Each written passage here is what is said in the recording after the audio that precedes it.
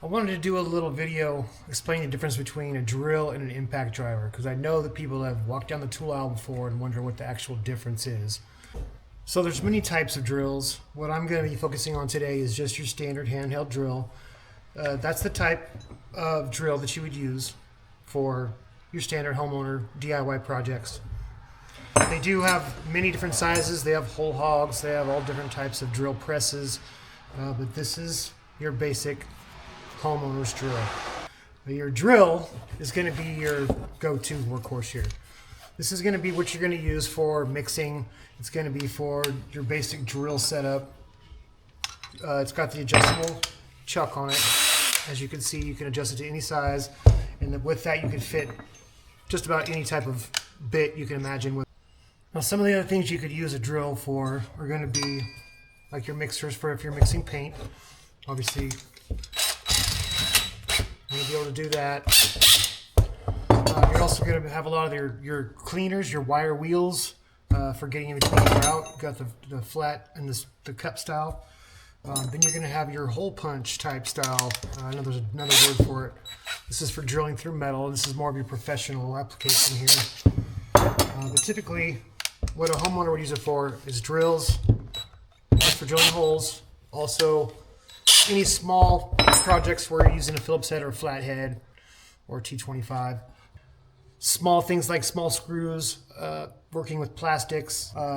Also, if you're drilling holes through sheetrock or through studs, you're going to have your hole saw style bits. All these are applicable with your standard handheld drill here. And these are probably the most versatile drill there is. However, if you're going to be doing a lot of impact, where you're doing a lot of torque style drilling into wood, or you have long lags or long screws you're screwing in, you're going to want to go with your impact. Your impact is what the professionals use when they're hanging sheetrock, when they're putting in studs. It's got the different type of chuck on it. It only holds the little hexagon style chuck.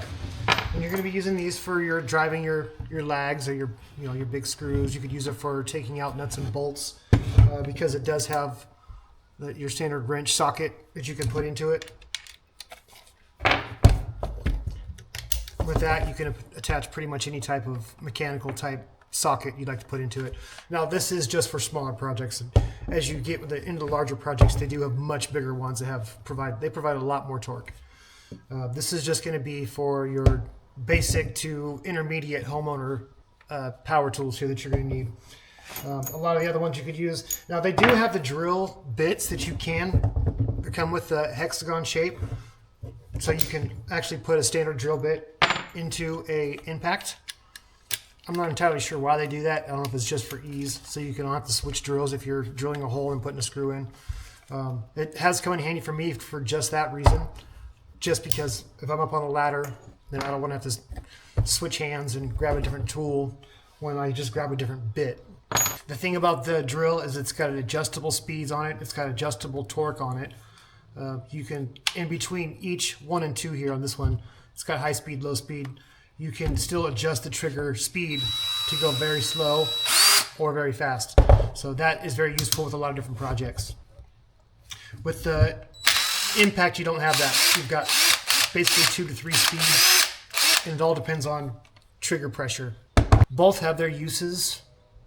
Both are handy in certain situations. This one would be the most versatile, your standard drill. It's adjustable chuck on it. You can fit pretty much anything into it.